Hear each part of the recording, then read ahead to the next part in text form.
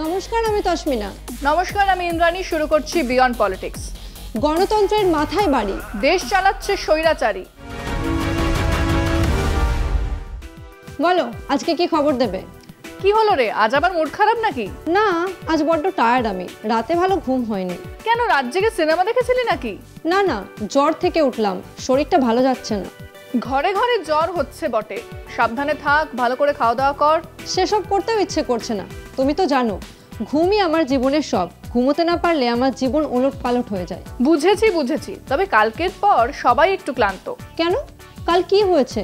কেন ক্লান্ত সবাই? দিল্লিতে ধুন্ধুমার হয়েছে, বিরোধী সাংসদরা আটক হয়েছে, জানিসই তো। হ্যাঁ জানি তো। একটা রাজ্যের প্রাক্তন মুখ্যমন্ত্রী অখিলেশ যাদব, তিনি ব্যারিকেড টপকাচ্ছেন, ভাবা যায়? আরও যেটা ভাবা যায় না সেটা হলো দিল্লি পুলিশের হাতে আটক হলেন প্রায় 175 জন সাংসদ। কিন্তু এই প্রতিবাদকে এভাবে দমন করা কি ঠিক হলো? সেটা তো বড় প্রশ্নই। তার চেয়ে বড় প্রশ্ন, প্রতিবাদটা হচ্ছে কেন? কেন হচ্ছে? রাহুল গান্ধী তথ্য দিয়ে দেখিয়েছেন কত বড় ভোটার জালিয়াতি হয়েছে 2024-এর নির্বাচনের আগে, আর নির্বাচন কমিশনের কাছে তার উত্তর চেয়েছিলেন। তারপর কি? নির্বাচন কমিশন তার সঠিক তদন্ত বা উত্তর না দিয়ে উল্টে রাহুলকে তথ্য প্রমাণের সত্যতা প্রমাণ করতে বলেছে। বাহ, এ তো পাল্টা জুলুম। গণতন্ত্রে কমিশনের থেকে জবাব চাওয়ার অধিকার তো সবার আছে। কমিশন যা করছে তা গণতন্ত্র বিরোধী। গান্ধী, আম্বেদকর যে গণতন্ত্রের স্বপ্ন দেখিয়েছিলেন তার বিরোধী কমিশনের এসআইআর। তুমি একটু খুলে বলো তো, আমি কিছুই বুঝতে পারছি না। তুই এই খবরটা দেখ, তাহলেই বুঝে যাবি। 11ই অগস্ট নির্বাচন কমিশন দফতরের দিকে যাওয়ার পথে দিল্লিতে প্রায় 175 জন বিরোধী সাংসদকে পুলিশ আটক করে। ভারতের সংসদীয় ইতিহাসে একসঙ্গে এত সাংসদ আটক হওয়া অত্যন্ত বিরল ঘটনা। শান্তিপূর্ণ মিছিল ও প্রতিবাদ সাংবিধানিক অধিকার, বিশেষ করে নির্বাচনী স্বচ্ছতা নিয়ে প্রশ্ন তুললে তা আরও গুরুত্বপূর্ণ হয়ে ওঠে।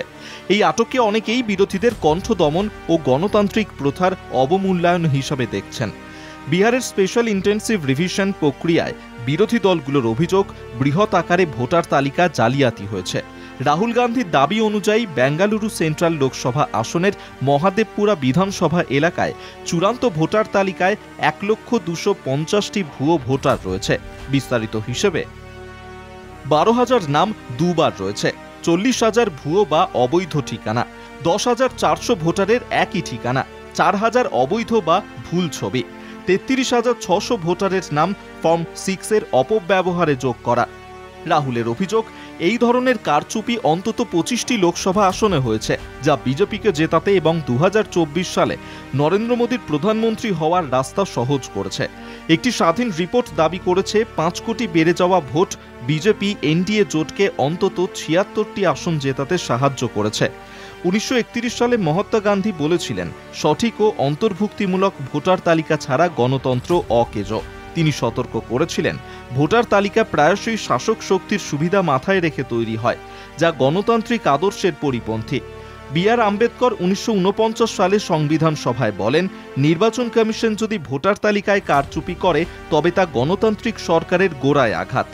এসআইআর-এর অভিযোগগুলো যদি প্রমাণিত হয় তবে এটি কেবল প্রশাসনিক ত্রুটি নয়, এটি ভারতের সাংবিধানিক গণতন্ত্রের ভিত্তির ওপর সরাসরি আঘাত। সবচেয়ে উদ্বেগজনক বিষয়, নির্বাচন কমিশন এই অভিযোগের স্বচ্ছ তদন্ত শুরু করার বদলে অভিযোগকারীদের কাছেই তথ্য প্রমাণের দাবি করেছে। এতে কমিশনের নিরপেক্ষতা ও স্বাধীনতা নিয়ে গুরুতর প্রশ্ন উঠেছে। গণতন্ত্রে ভোটের অধিকার যেমন পবিত্র, তেমনি সেই অধিকার সুরক্ষা করাও রাষ্ট্রের প্রথম দায়িত্ব। বিরোধী সাংসদদের আটক এবং এসআইআর-এর বিতর্ক একসাথে প্রমাণ করছে গণতান্ত্রিক দায়িত্ব পালনে কমিশন এবং সরকার সম্পূর্ণ ব্যর্থ। তার মানে গণতন্ত্রের মূল ভিত্তির উপরই আক্রমণ করছে এসআইআর। তা নয় তো কি, বিরোধীরাও এক অভিযোগ করছে আর যাদের নাম বাদ যাচ্ছে তারাও একই অভিযোগ করছে। গণতন্ত্রের উপর এরকম আঘাত তো বেনজির। গণতন্ত্রের উপর আরো একটা আঘাত করেছে বিজেপি। কি করেছে গো? সোমবার যখন বিরোধী সাংসদরা আটক হয়েছিলেন তখন ফাঁকা লোকসভায় বিল পাশ করিয়ে নিয়েছে বিজেপি। যা বাবা, কোনো আলোচনা ছাড়াই বিল পাস? হ্যাঁ, দুটো সংশোধনী বিল মানি বিল হিসেবে পাশ করিয়েছে বিজেপি। মানি বিল মানে? মানি বিল মানে সেই বিল রাজ্যসভার অনুমোদন ছাড়াই পাশ হতে পারে। বিরোধীরা নেই তাই লোকসভায় পাশ, আর রাজ্যসভায় পাশ করানোর দরকার নেই, মানে বিনা প্রতিরোধে দুটো বিল আইন হয়ে গেল। তাহলে বিরোধীদের কোনো প্রয়োজনই তো নেই সংসদে। এর আগেও এমনটা করেছে বিজেপি, বিরোধী সাংসদদের সাসপেন্ড করে ফাঁকা লোকসভায় বিল পাস করিয়েছে বিজেপি। কিন্তু এই বিল দুটোই কি আছে? তুই দেখ এই খবরটা, তাহলে সবটা বুঝতে পারবি। 8ই অগস্ট সরকার ফেব্রুয়ারি মাসে পাশ হওয়া আয়কর বিল 2025 আনুষ্ঠানিকভাবে প্রত্যাহার করে নেয় এবং কিছু পরিবর্তন এনে সোমবার নতুন নামে সংসদে পেশ করে আয়কর নম্বর 2 বিল 2025। 11ই অগস্ট একটি অস্বাভাবিক পরিস্থিতিতে এই বিলগুলি পাশ হয়। সেদিন বিরোধী দলীয় সাংসদরা নির্বাচন কমিশনের দিকে মিছিল করছিলেন। পথে পুলিশ তাদের আটক করে। সেই সময় লোকসভায় আয়কর 2 নম্বর বিল 2025 এবং কর আইন সংশোধনী বিল 2025 ধ্বনি ভোটে পাশ করানো হয়। বিরোধী কণ্ঠস্বর সংসদে অনুপস্থিত থাকায় বিলগুলি কোনো বিতর্ক ছাড়াই অনুমোদিত হয়। অর্থমন্ত্রী নির্মলা সীতারামন এই দুটি বিলকে মানি বিল হিসেবে পেশ করেন। রাজ্যসভায় মানি বিল নিয়ে আলোচনা বা অনুমোদন প্রয়োজন হয় না, ফলে বিল দুটি সরাসরি পাশ হয়ে যায় এবং তারপর লোকসভা বাকি দিনের জন্য মুলতুবি ঘোষণা করা হয়। এই বিল আয়কর আইন 1961 সংশোধন করবে এবং বিজেপির কেন্দ্রাপাড়ার এমপি বৈজয়ন্ত পান্ডার নেতৃত্বাধীন নির্বাচিত কমিটির সব সুপারিশ এতে রাখা হয়েছে। বিলের উদ্দেশ্য ও কারণের বিবৃতিতে বলা হয়েছে, নির্বাচিত কমিটির প্রায় সব সুপারিশ সরকার মেনে নিয়েছে। এছাড়াও স্টেক হোল্ডারদের কাছ থেকে এমন প্রস্তাব এসেছে যা আইনের উদ্দেশ্যকে আরও স্পষ্টভাবে প্রকাশ করতে সাহায্য করবে। সরকার দাবি করেছে, নতুন আয়কর আইন কর কাঠামো সংস্কার করবে, টিডিএস প্রক্রিয়া সহজ করবে, ডিজিটাল করের নিয়ম উন্নত করবে, বিরোধ নিষ্পত্তি ত্বরান্বিত করবে এবং প্রযুক্তি নির্ভর উপায়ে কর আদায় বাড়াবে। এছাড়া দেরিতে রিটার্ন জমা করলেও জরিমানা ছাড়াই ফেরত পাওয়া যাবে। একইভাবে নতুন কর আইন সংশোধনী বিল 2025 পুরনো আইনগুলির সংশোধন করবে। এই বিল অর্থমন্ত্রীর বাজেটে ঘোষিত কর ছাড় ইউনিফাইড পেনশন স্কিমের গ্রাহকদের জন্য প্রযোজ্য। কেন্দ্রীয় সরকার ইউপিএস চালু করে যখন অনেক সরকারি কর্মচারী পুরনো পেনশন স্কিম এবং নতুন পেনশন স্কিম বাতিলের প্রতিবাদ করেছিলেন। নতুন আইন ইউপিএস গ্রাহকদের সেই কর সুবিধা দেবে যা আগে এনপিএস গ্রাহকরা পেতেন। কর আইন সংশোধনী বিল 2025 সৌদি আরবের পাবলিক ইনভেস্টমেন্ট ফান্ডকে সরাসরি কর সুবিধা দেবে এবং আয়করের ব্লক মূল্যায়ন সংক্রান্ত কিছু নিয়মও বদলাবে।